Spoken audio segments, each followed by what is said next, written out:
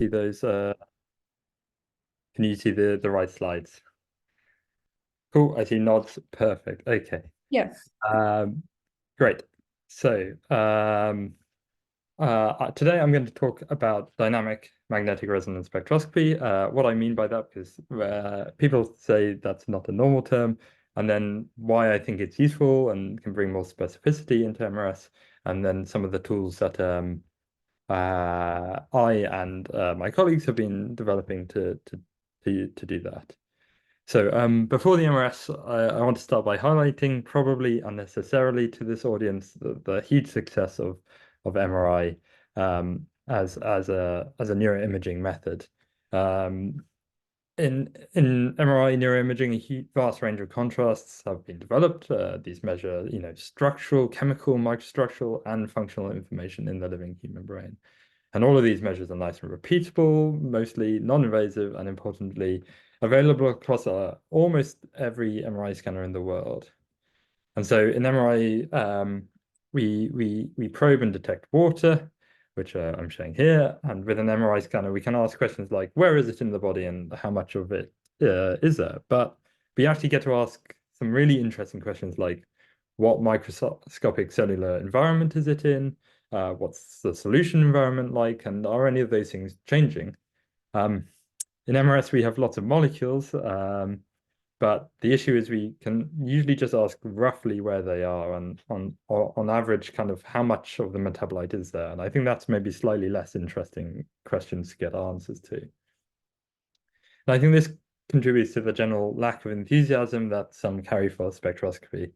So preparing for a grant interview 2 years ago, someone more senior to me warned me that you might get a question or a comment like this. MRS has been around for 40 years and done nothing. It's a waste of time, because they had. And then 2 days later, the reviews landed, and reviewer one gave me their opinion of MRS, which you can read there. They're actually wrong, and obviously wrong. It's actually been around for 50 years and still niche. But they weren't that complimentary about the use of MRS. Now, I'm going to point out that the reality is very different. A huge amount of hard-won technical development has been taking place in this and the wider MRS methods community. And here are just a few examples that I particularly like. We have some really high resolution, fast whole cerebrum MRSI now. We've got hyperpolarized imaging of energy metabolism, and that's been added to by deuterium, which is kind of the same, but with an easy oral tracer. We've got some dynamic neurochemistry measurements, which I'll talk more about later, and mapping of microstructure using MRS, and then methods to detect the really low concentration metabolites, and even able to phosphorus MRS relatively well in the heart now. And so this is a huge amount of exciting new information in here beyond that kind of how much and roughly where sort of questions and answers that I highlighted a minute ago. But I kind of must temper this slightly, despite some of the great work in creating, maybe universal sequences or integrated MRSI packages. All of these sequences remain fairly inaccessible to the vast majority of MRI users and even to a lot of research sites. And, because they're not supplied by vendors and they're hard to use and hard to analyze. Therefore, when run, MRS often looks like this, a 2 by 2 by 2 centimeter voxel using the vendor's own press sequence. And that doesn't compare well to this beautiful whole brain 1 millimeter T1 structure, right? This 2 by 2 by 2 voxel doesn't give great anatomical specificity. And in some ways, this isn't surprising. There's a 3 order of magnitude difference in signal between the MRI signal using water, shown here in blue, and the things that MRS is trying to measure, these sort of small metabolites down here on this log scale. And this factor simply arises because of the difference in concentrations of water at around 55 molar and our metabolites at around 10 millimolar. And that's a huge SNR difference, but the kind of limitations of signal and anatomical specificity through large resolution has a kind of further deleterious effect. It's a block to interpretation. And so what I mean by that is, when we have kind of a single region and a static view of things, low signal to noise, and probably quite small effect sizes because of subtle neurophysiological effects. We end up with experiments which really struggle to help us untangle kind of the incredible complexity of cellular chemistry. And so, it's not just complex cellular chemistry, but I would rate it as insanely complex, because even at this incredibly high level view of one aspect of brain metabolism, kind of the basic interchange of metabolites between astrocytes and neurons, and kind of synaptic neurotransmission, we can already see that there's kind of multiple uses of the same metabolite working across multiple compartments. And this is what really confounds interpretation of MRS. Say we measure a change in glutamate, it's very tempting to say, aha, this must be a change in neurotransmission because glutamate's released and we must be detecting that release. But alternatively, it could be upregulation of the malate aspartate shuttle, which is part of energy production, increasing glutamate concentration in the cytosol. Or it could be sequestration of that in compartments with different MR visibility, say in vesicles before release, or conversion in astrocytes after neurotransmission. Or, of course, it could be all of these things linked together, as neurotransmission is very energetically demanding. And so with as many metabolite signals, MRS promises specificity, but it currently doesn't deliver because the interpretation is so hard. And that's because of all these reasons that we've just discussed. But maybe if we can somehow mitigate low SNR and find some better spatial resolution, we can move to some more complex dynamic measurements, which enable a more specific measurement to help that interpretation. And so, this snapshot view isn't good enough. And I'm going to appeal to a slightly different field to say that dynamic measurements do work, even if they're more difficult. And so a similar story to what I've just described plays out in cardiac MRS, which is where I started my career, not measuring hydrogen and water, but phosphorus metabolites in the high energy phosphate pathways. Like the brain, the myocardium experiences huge homeostatic pressure. Simple metabolite concentration measurements are often of these kind of key energy carrying metabolites often don't cut it until the point that the general public could also tell you that someone is in heart failure just by looking at them. So if we spend more than an hour in the scanner and use a technique of magnetization transfer, we can exploit the fact that our metabolites are exchanging. Here, ATP and phosphocreatine are in exchange, acting as a kind of spatial and temporal energy buffer. We can tag one, here ATP, in this spectrum, kind of removing it, and we see a corresponding decrease in the phosphocreatine peak. And so when you do this dynamic experiment and pull out the flux of the energy production rather than just a static ratio, pathological signals are really very clearly seen and well separated, as you can see here in these two graphs showing the results from the same patients. Okay, so let's get back to the brain and proton, where we're probably more comfortable. And just like our default MRS experiment, our default T1 weighted MRI structural image is also quite difficult to interpret. But MRI has got around this by adding some fast temporal resolution to measure activity across the brain, and then by sensitizing to the diffusion water motion to detect microstructural information. And by doing those things, MRI has brought amazing insight into kind of the fundamental brain processes. Of course, if we do this with MRS, we get two relatively new and very exciting MRS techniques. The first is called functional MRS, where or sometimes FMRS, and is analogous to fMRI, where we cause some amount of brain activation, often using very similar methods to fMRI, and we can see a concentration change of metabolites. And if we add in diffusion sensitizing gradients, we can use MRS to probe how metabolites explore just the intracellular space, just as diffusion MRI uses water as a probe to explore the intra and extracellular space. So looking at FMRS first, the canonical experiment, which has been around for just over a decade, involves sensory stimulus, usually visual stimulation, applied in long, and I mean very long, multiple-minute blocks, alternating with a rest condition. And in this case, signals are measured from the gray matter dense primary visual cortex. And when the time-resolved signal is averaged across multiple subjects, the result is a clear blockwise increase in glutamate, as we can see here. This is averaged, I think, across 13 subjects. And then also we see increases in lactate, and you also see smaller decreases in metabolites called glucose and aspartate. And all of these things are maybe not kind of make sense and surprising. And this has been replicated a number of times, both in visual cortex and to a lesser extent in the motor cortex, if you use appropriate repeated manual stimulation. But one thing I want to highlight is that recent work from Mauro De Nuzzo and Silvio Mangia has nicely shown that the FMRS response varies across anatomy and can be unlinked from the neurovascular response as measured by fMRI and the Bold effect. And so what we see here is that if they use two types of visual stimulation, one is perceived at changing at a frequency which a human can perceive, and one is the same contrast but changing at a rate that you cannot perceive.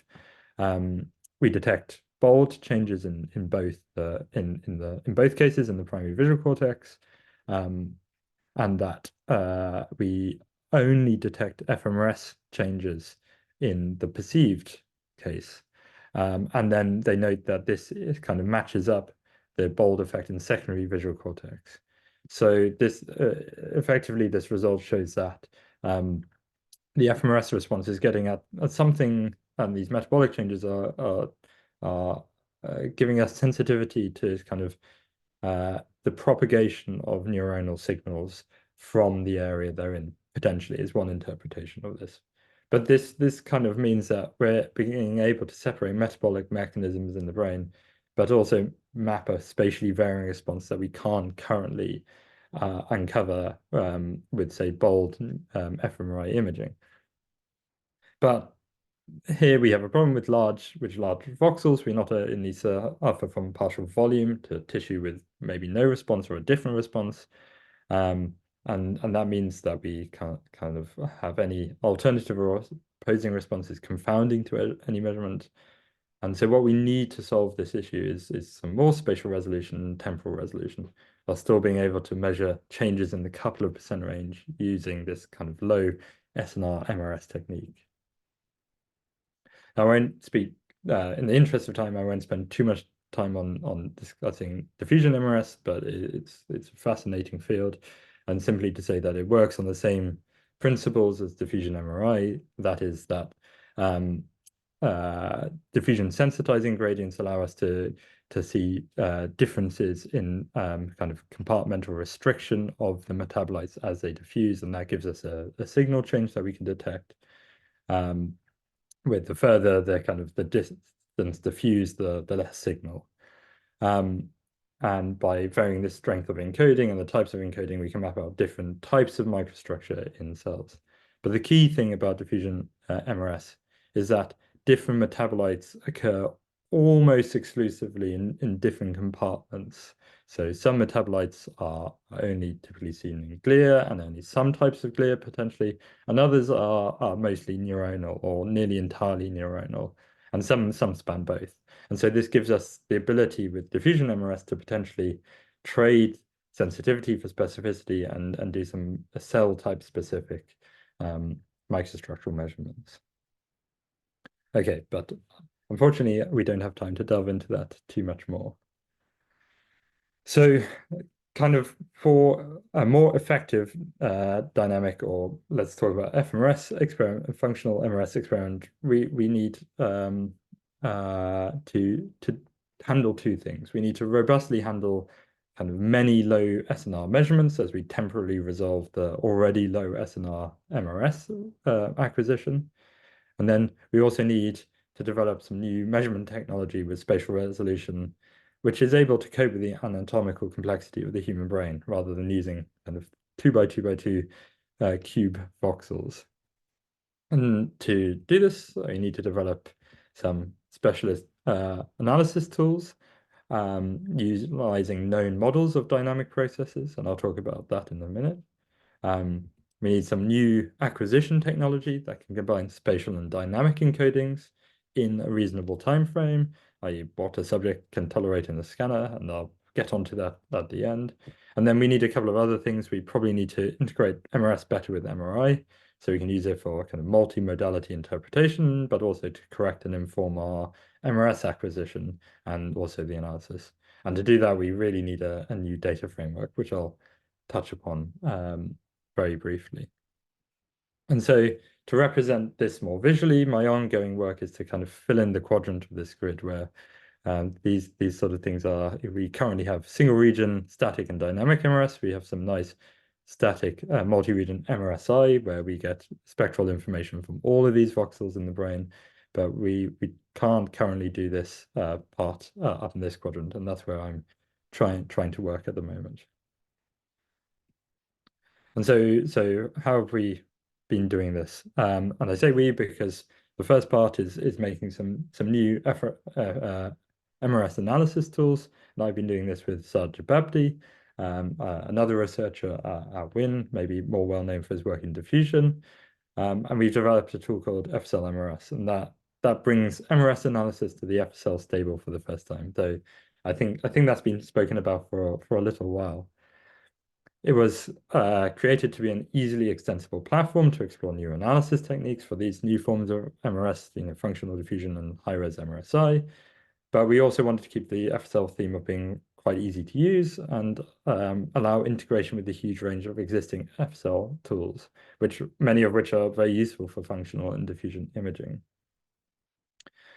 So we also like trying to include some of the new interactive sort of data exploration tools. So here you can see some tools for visualization and QC, looking at the kind of results of a single voxel study.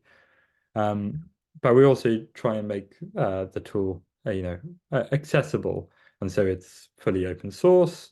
But we also have kind of online tutorials, documentation, places that you can make bug reports. We have some video practicals, and it's now part of the annual FSL course, which is in case anyone's going to OHBM, is going to happen after that this year in Japan. But one key bit of the tool's kind of extensible aims is that FSL-MRS is designed to be entirely modular. So each step of the pre-processing or analysis can be run separately, allowing users to build up kind of novel analysis pathways for new types of imaging. And so it can be both used on the command line, like FSL tools are kind of often, but it can also be used kind of interactively in Python or scripted in Python. And that means we've been able to quickly prototype approaches to analyzing these kind of new spectroscopic formats.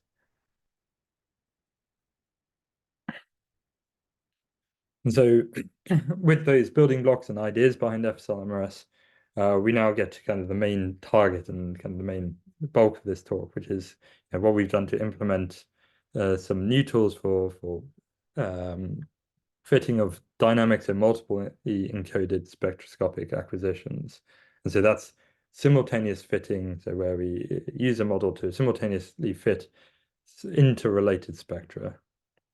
And so FSL does this in a way that you can describe arbitrary models for arbitrary situations, but I'll give a couple of examples, starting with what's kind of the most simple model.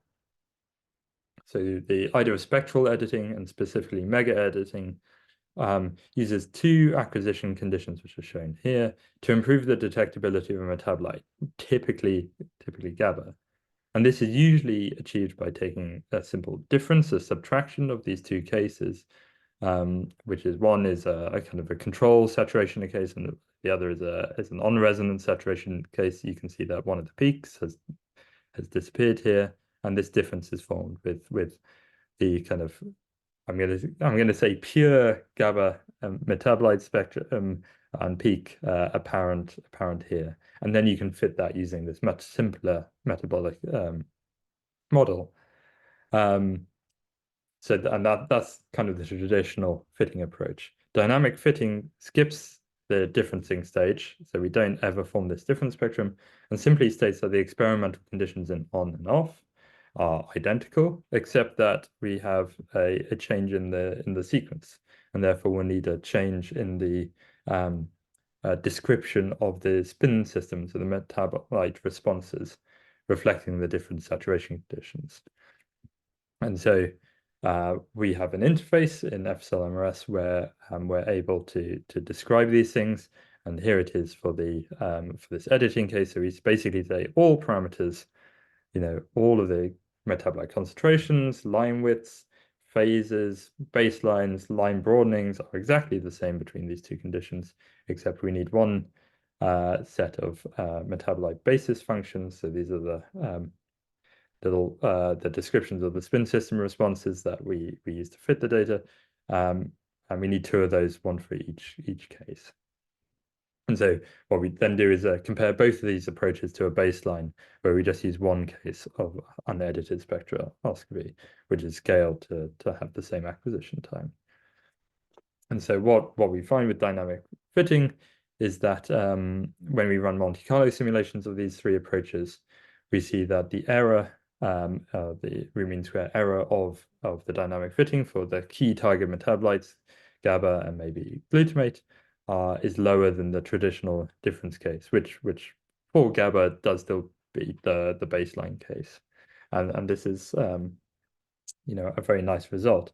And so what's going on here? Well, we can kind of get a hint if we look at the results if we break them down as line by line width. So if we degrade the quality of the shim in our voxel, the peaks get broader and mix together more.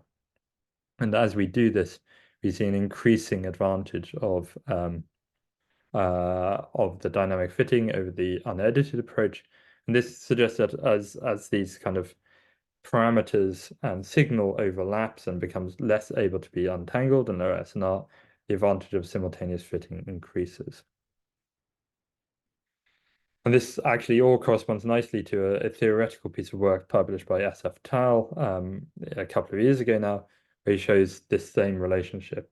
Here he uses an FMRS style experiment where if you have some constant repeated acquisition and one metabolite changes for a block, when peaks overlap more, you see a greater advantage, as shown here by an increase in kind of the uncertainty ratio for using a dynamic fitting approach. And so in a recent paper exploring the FSL implementation of this, we were able to replicate his results, which was pretty nice. But then we extended it to a kind of a realistic system where we might see changes in a proton MRS experiment. So we ran Monte Carlo simulations of changes in concentration and our ability to model them in a sort of a block stimulation design, and then looked at the average correlation of all these parameters across with the other fitting parameters. And when you plot these, you also see this response where kind of increasing parameter correlation, you see improved fitting results when you use a dynamic approach. Okay, so that's kind of been a little kind of so let's summarize what I've just sort of said in a slightly more abstract way, and then I'll show you the kind of full FMRS fitting approach. And so what is done currently typically for a functional MRS approach is that, or any dynamic fitting dynamic spectroscopy experiment, is that each individual spectroscopic encoding is taken. That might be quite noisy. It's fitted, the results are extracted, and then another model is fitted. What we're proposing and what we've enabled with FSL-MRS is to specify an arbitrary dynamic fitting model, which you can then use to directly fit your spectra in one step and then extract kind of the actual parameters of interest for the particular encoding approach. Right, so more visually, what does this look like for something like functional MRS? So here we have an example of a real-life FMRS data set in the primary visual cortex during visual stimulation. So we have a very simple design where we show people flushing checkerboards, interleaved with rest blocks. It's a couple of minutes of each, and we acquire 128 spectra and there's 16 per block. I think those numbers work out, and then we get spectra which should look like this, which are quite noisy, as you can see. If we fit each one of these individually, we get traces which look like this. NAA is kind of this high signal peak, which shouldn't change very much. Glutamate is the target of interest, which is somewhere down here in the noise. And then we also are interested in kind of the spectral quality over time. And so we get this quite noisy time course, which isn't surprising, and you can't really see very much in there. Well, using our new FSL-MRS toolbox and inspiration from FMRI, we simply define a GLM and a design matrix, which encodes these stimulus blocks and a constant term and some drift terms. And we then use that as a simultaneous fitting of all of these spectra together. So we kind of have this design matrix and we do this fit. And as an output, we can estimate a single subject fit GLM that looks like this. So here's these noisy traces overlaid by this fit. And yeah, that's not so convincing. So at this point, I turned to the idea of integrating MRS with a wider ecosystem of MRI tools. And so FSL-MRS is the first MRS toolbox to be integrated into a larger neuroimaging tool set, and that comes with some big advantages, namely that years of development into tools for imaging analysis we can leverage kind of quite quickly and with a lot of confidence. And so, of course, what should we do after we carried out our single subject analysis? Well, we should do a group analysis. And for that, we can turn to existing MRI tools. And so we implement an interface for spectroscopy into FSL's FLAME tool. And FLAME sits at the middle of the higher level group analysis of FSL's FMRI tool. So it's what happens in the higher level feat, what's used in the higher level feat interface. And so we can therefore generate fMRI style Z statistics for each metabolite and sort of group level traces. And so in the task condition, we can see the expected and validated increase in the neurochemical glutamate. And then in control conditions with the subject's eyes closed, that disappears. And the other thing is we can see the line narrowing that we'd expect during the simulation conditions, which correspond to a positive bold effect in that same voxel. And that's an important confound to deal with. And so if you'd like to find out more about these tools, the paper's now out in MRM, and all the code and examples that I've just been showing are kind of up on GitHub as well. And what's actually really exciting is that this tool is now working on other people's data. And that's always the scary bit, because it's very easy to get tools to work on your own data or on your own simulated data because you know what the model is and you probably wrote it to be the same. But thanks to Anuj Shrantri, Chloe Najak, and Itamar Ronan, we got to try our tools out on some visual contrast data from their institution. And once again, we can see we can detect the expected FMRS response during visual stimulation. In this case, accounting for a more complex bold response at the same time with shorter stimulation blocks.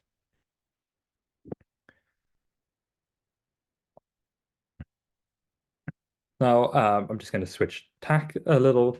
At the center of FSL's modularity and integration sits a new data standard and handling framework. So MRS has been plagued by a bewildering and incompatible array of data formats and analysis tools. And so I led a small team which defined a new standard. I would integrate with the existing neuroimaging standard, and this is, of course, NIfTI-MRS, which I'm thrilled to see is now being supported by so many people.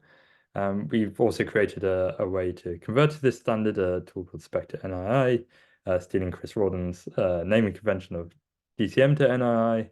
And all of this is now published, and you can try out the software and use it. And the standard conveys both spectral and spatial information and is in, I think, 5 or 6 toolboxes now. But by basing everything on the standard on NIfTI, a format that's widely used in MRI neuroimaging and therefore widely handled by lots of neuroimaging tools, we immediately reap some more benefits. And here you can see how MRSI data, that's multivoxel spectroscopy data, can be easily displayed alongside analysis results and metabolite maps, all overlaid on MRI structural images using very minor tweaks to existing tools, and in this case, the fantastic FSLeyes. So integrating MRS into MRI tools such as FSLeyes opens up the possibility of much greater and easier integration of spectroscopy with imaging modalities. And so this slide just gives you a sense of some of the specialized displays available in FSLeyes, showcasing a really broad range of information that sort of multimodality studies can draw on in one interface. And so by integrating MRS into this, we hope to make the co-analysis and co-interpretation of MRS with other modalities much more possible. And in turn, that integration with MRI can start feeding back into our data processing and analysis. One example is to use easy to acquire fast MRI images to constrain the analysis of our noisy MRS data. So here, this is in the works at the moment here, maps of the field homogeneity can be seen to constrain the width of the MRS peaks in multivoxel data, removing a nuisance parameter from each voxel fit of the data. So that's a parameter that otherwise has to be fit and estimated from noisy data, which is particularly useful in cases around, say, regions of the brain where there's very low SNR. And then we can also use MRI to both monitor and mitigate the effect of motion or structured physiological noise. And that could be included as a regressor in the GLM analysis I just spoke about. So the final part of the talk, I'll finish with what I see as the next step and the step I'm working on now, and the need to integrate spatial resolution into dynamic MRS and specifically FMRS as the first target. So we need to go from the current situation on the left to that on the right. And the things described before, new modeling and MRI integration will be important, but we also need some new acquisition tools. And so once again, well, we can look to FMRI and MRI to get ideas as how to do this. And so I've been inspired by seeing lots of the work of Mark Chu when he was in Oxford to use golden angle approaches, which allow continuous sampling and then post hoc decisions about temporal resolution without limit. So Mark's obviously applied this in FMRI, but now also, that one didn't play. But now also for PASL and angiography, and that's been very successful. So my intention is to use golden angle to form MRSI images at different spatial and temporal resolutions, where spatial and temporal resolution and SR can then be traded flexibly after acquisition. So depending on the metabolite of interest and its SNR level and how quick the dynamic kind of temporal response can be, you can tune that after acquiring all of the data. And so one could use the turbine sequence on the previous page, which is a golden angle EPI sequence, by simply removing the Y blips, and that'd be a kind of radial EPSI sequence. However, I'm instead implementing a golden angle Rosette sequence, and these ring trajectories have been shown to be very robust and efficient trajectory for repeated temporal sampling needed MRSI, and they can be incremented in a 2D sense at first in the same golden angle approach. And so this sequence now exists in prototype form, and that's thanks to kind of two things. One, a very nice paper from Johannes Slotboom's group, which had a really nice magnetization prep readout with lots of sequence parameters very precisely described, which produced some very nice 7T data, where you can see all of the essential metabolites very clearly with very low artifact. And then also a tool called PulseSec, which allows very rapid prototyping of sequences on the scanner. And so we've got a few in vivo data sets now. Unfortunately, I haven't had time to acquire any stimulation data, but we're getting very clean spectra from shorter and shorter blocks of MRSI from relatively small voxels, so 5 by 5 millimeters in plane, bit thicker through plane, where you can quite clearly see all of the key metabolites with glutamate nicely resolved here. But we're still limited at this kind of 3-minute kind of blocks, which is still quite slow for measuring a functional response, which we think might even get down into the milliseconds. The metabolite functional response should be faster than the neurovascular response. And so the initial data is showing that if we try and push the temporal resolution much further, we start getting significant loss of data quality. And so we're looking for methods to improve the reconstruction of this faster temporal resolution data. And this is effectively because we move to a condition where we start to be undersampled in our data. And so we're starting to explore that and how we can mitigate this with much simpler simulation methods. And so we have this simple 1D spatial and spectral phantom, which you can see here in the spectral response, or a kind of projection here. And if we undersample this kind of a 1D K-space and a temporal domain here, we get some very poor reconstruction results, even sort of with direct reconstruction methods or regularized iterative methods. And that's simply because the reconstruction becomes very poorly conditioned due to these large kind of K-space signal voids here. But we can take some inspiration from much more recent work on MRI imaging trajectories, which try and mix K-space domains to remove these big signal voids. So in a KT space sense, this is to mix the spatial K-space dimensions. So here the 1D with the time domain with these zigzag trajectories, which, as you can see, has much smaller voids, but collects the same amount of data as you saw in the previous page. And this produces much better reconstruction approaches. There is signal artifact, but the fidelity of the signal reconstructed in the regions that we're interested in is much closer. And I think the theory behind this has been very nicely summed up in a generalized way in the fairly recent EPTI paper from Carwin and Pop's group. So this is what we're now implementing into the golden angle ring approach, where we add an additional constant spiral to the trajectory, which mixes this spatial K-space with the temporal sampling as well.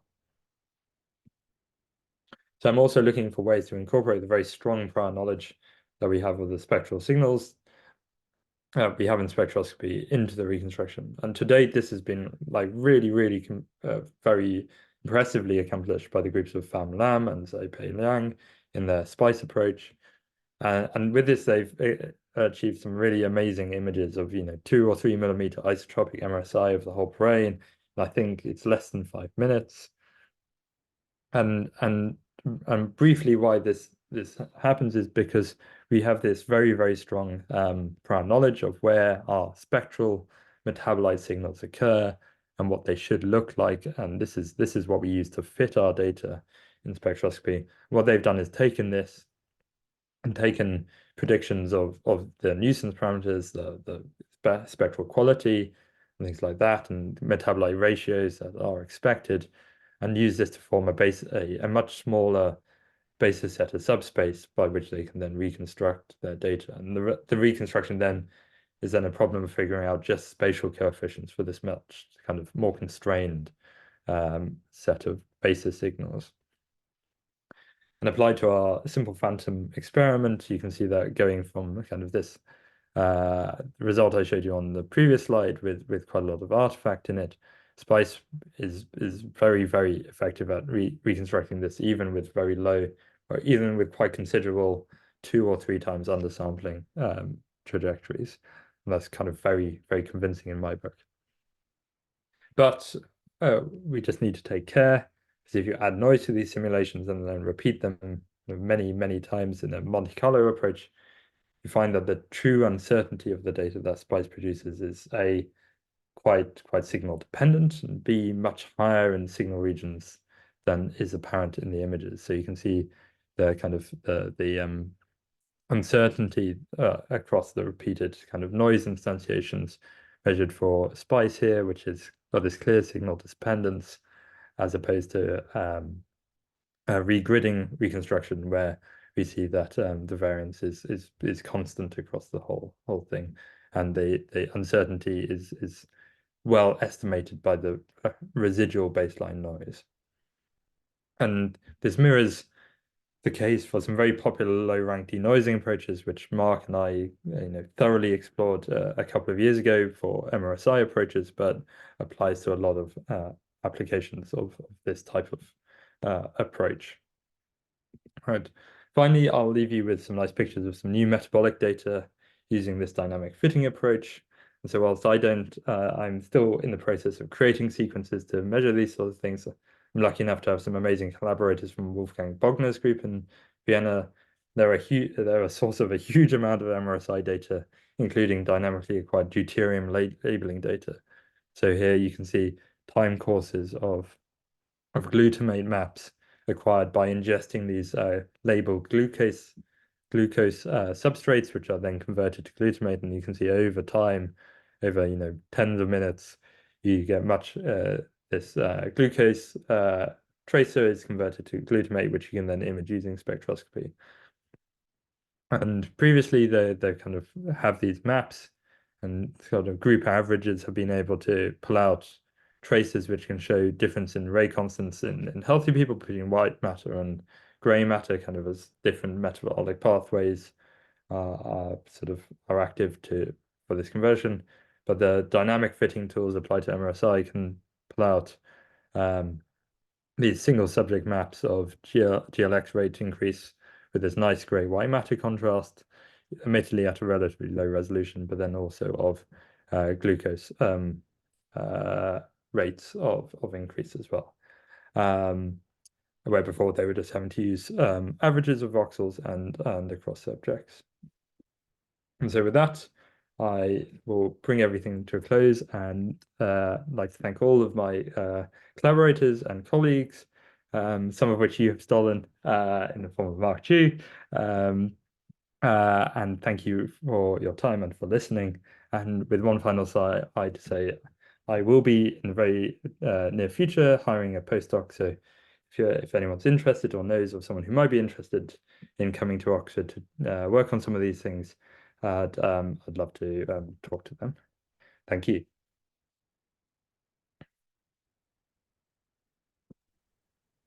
Thank you, Dr. Clarke, for that amazing talk. So does anybody have any question?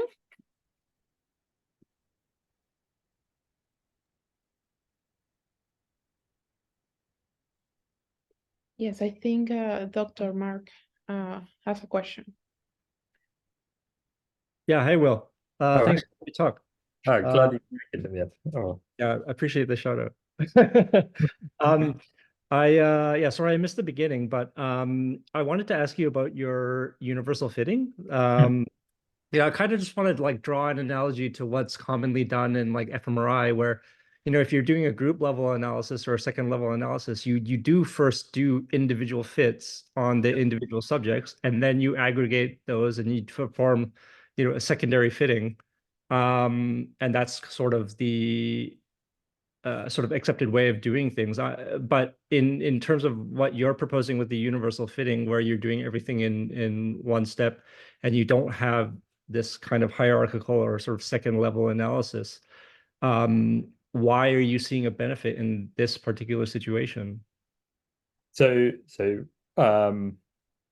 we do the two stages. We do a single subject fit using GLM, and then we aggregate them.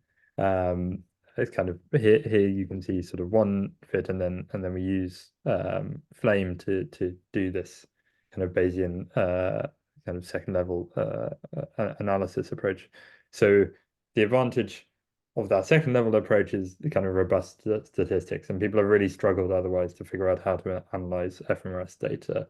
You can use people have binned bits of the spectra together and analyze them as blocks, but then they need to miss out the kind of rises and falls, and it gets quite messy. The advantage we see on a single subject level is there's two things going on. One, we thought we see a big advantage of estimating all of the nuisance parameters together. So being able to combine all the spectra together to get an estimate of phases, of line widths, so on and so forth. It does work, but it was a much smaller effect than we actually we thought it would be, and in some ways slightly disappointing. But the major advantage we feel at the single subject level is being able to model kind of confounding regresses. And the key one here is the change in line width as shown by this black line during the stimulation block. So there's a positive bold effect going on at the same time as this metabolic response. And this corresponds to a longer T2 star. And so we have narrower line widths. And whilst fitting should be able to decorrelate metabolite line widths from the concentrations, it turns out in reality that this isn't very well done by fitting programs.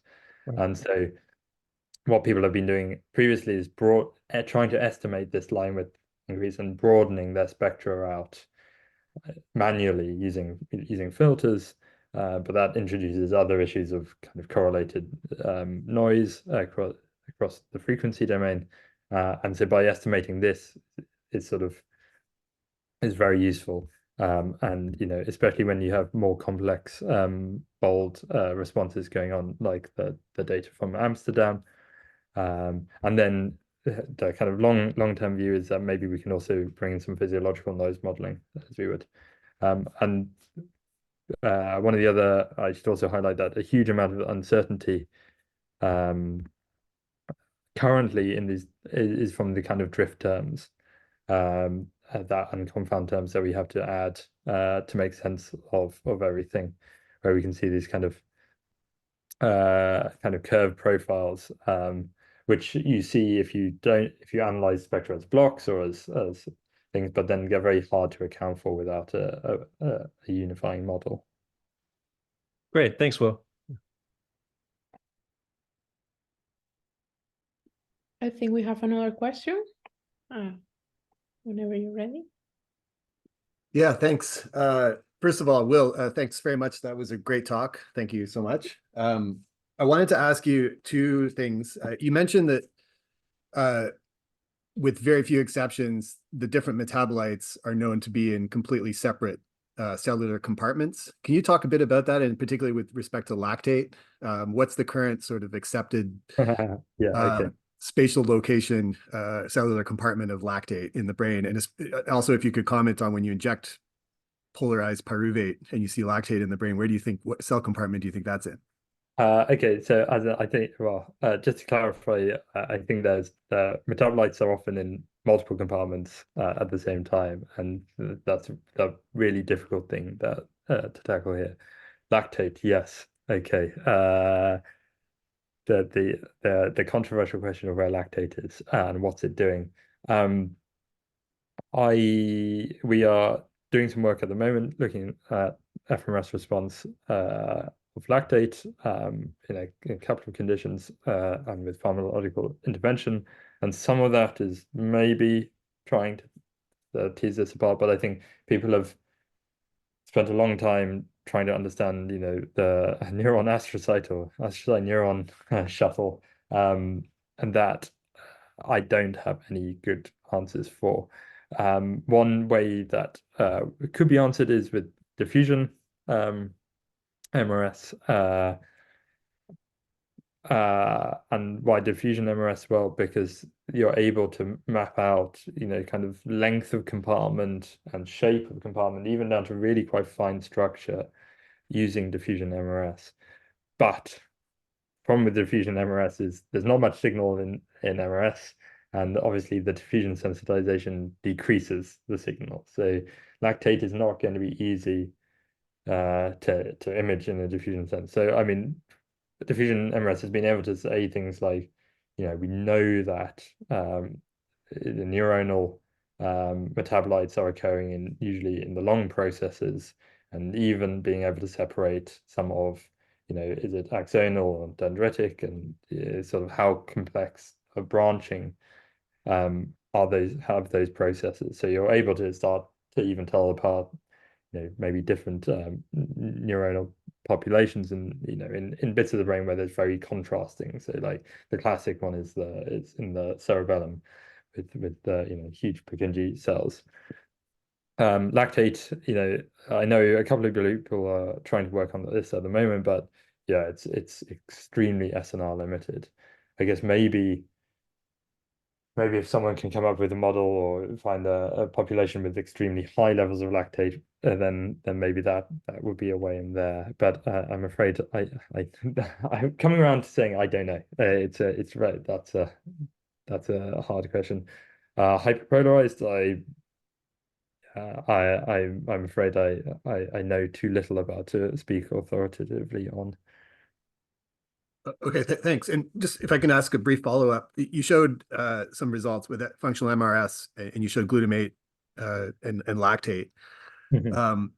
Is there any issue with, I mean, I'm familiar with trying to measure lactate in other places, like in the prostate, for example, and lipid contamination is always the biggest concern. I guess in the brain is less of an issue, but still probably an issue. Like that 1% signal change you see with FMRS, is it possibly on top of a lipid contamination signal, or do you also incorporate editing into the acquisition such that you're pretty sure that 1% is a 1% change in lactate only, and not maybe a bigger percentage change on top of the lipid? Yeah, so there's you're exactly right. The confounds are so lipid is one of the confounds, and then there are others. So in single voxel, as long as you are not right up close to the meninges, or crossing the meninges into kind of space outside the brain, there should be extremely limited lipid contamination, and we're lucky in that regard. You do then have mobile macromolecules. So these are effectively peptide chains, either kind of a few amino acid residues long, or probably that, but mobile on a larger molecule. So kind of a peptide chain hanging off. And some of those overlap with lactate resonance at short echo times. And unlike the metabolite basis sets or for the metabolites, which are extremely accurate, we don't have the equivalent for these mobile macromolecules, because they are effectively distributions of these kind of common peptide chains. And so there's two ways you can try and measure that empirically, and that works as a one way around it. Or you can just move to a longer echo time, where the shorter T2 of the mobile macromolecules means they're no longer present. In this approach I'm showing here is there's some spectral editing to remove some of the lipids, but they still overlap in some cases. And an MRSI is a much bigger problem with lipids, because there's strong lipid signal from the subcutaneous fat around the head. And due to the large voxel sizes, the point spread function is significant, and therefore you have to deal with that lipid contamination. And there's ways in reconstruction which basically uses kind of a penalization of including lipid-like responses in your data. So yeah, so it's not particularly an issue in single voxel, but it will be in MRSI, and there's probably ways. I think probably the only really there's no very satisfactory way of removing them, where you have complete confidence, while still retaining full coverage of sort of say cortex. But I think we will get to the stage where we can do it well enough to be confident in measuring the changes that you need. And I mean, some of the responses shown are somewhat larger, so in lactate are somewhat larger than the kind of 1%. I'm trying to find the trace from Peter Bednarek's paper here, which is kind of more on the 10% level, although it's quite variable. Thanks a lot. Thank you. I think we have another question, Dr. Lin. Yeah. Hi. Well, thank you very much for the wonderful talk. Actually, I have two small questions. The one is following up to what Chuck was asking. So my question is about, what is your recommended current practice for lipid suppression? So I remember the old days you need to place quite a few lipid suppression bands, and that might be different from individuals. How that affects like the group level FMRS. So that's the first question. Would you be able to answer? The lipid for MRSI, I presume you're talking about. Yeah. So Yeah. so how to place lipid suppression bands more systematically? So yeah, across the region? I have to admit we don't tend to use the lipid suppression bands. It's a valid technique, and but we tend to use the L2 norm regularized approach of penalizing lipids being included in our reconstructed data. So this is where you effectively reconstruct your data with the lipids in, use a mask of the voxels that you're confident contain pure lipid signal, and then form a basis of what lipid responses we expect from those voxels, and then in some way reperform the reconstruction. And as you need to do this in a per coil way, otherwise it gets very complex. But that seems to work well. But there is the issue with that is picking the tuning parameter is effectively the regularization parameter, because it applied to stronger removal, and you start removing your metabolite signals. That's the approach we're favoring at the moment. It certainly has its problems, but at acquisition time, it's much more viable than placing saturation bands. And it's certainly much more viable for cases where you're not interested in the smallest metabolites. So for research, if you want to try and measure GABA, maybe 3T if that's possible in a not edited sense, probably not a good approach, but good for the larger metabolites.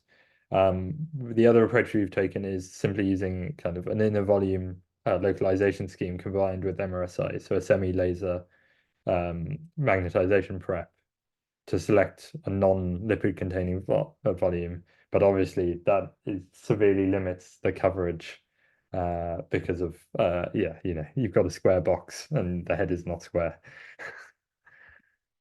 Yeah, and also another question is that when you did this functional MRS analysis, I noticed that you also have a line with measurement at the same time. Okay? So is it possible to first regress out those line width dynamics to remove potential bold contamination and make the MRS result more specific to metabolites?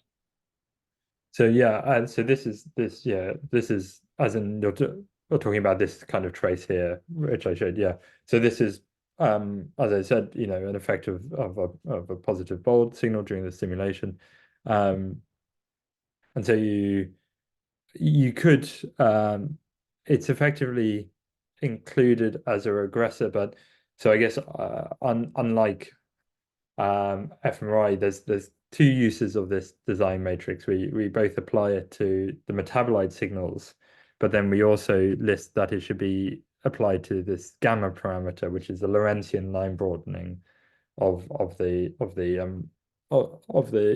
model. So, and then everything else, the kind of the phases and the shifts and the baseline are fixed, and that might or might not be wrong, or might not be right. So this design matrix is actually used twice. So once for the line widths and once for the metabolites simultaneously in the fit, and that's how we regress it out. You could apply it then as a kind of regressor in the next level, once you've got your metabolites fits out, but we're hoping that you can do it within the modeling at the same time.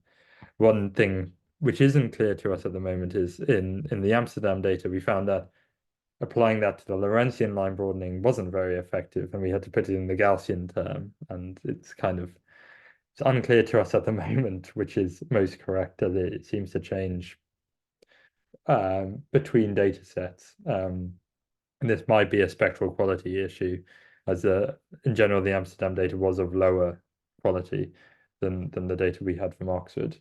But also to say that these two parameters are very correlated in the fitting as well. Thank you. Do we have any more questions? Okay. Well, thank you very much, Dr. Clarke, for joining us in this amazing presentation. And thank you, everybody. Thank you for having me. Thanks, Will. That was great. Bye-bye. Bye, everyone.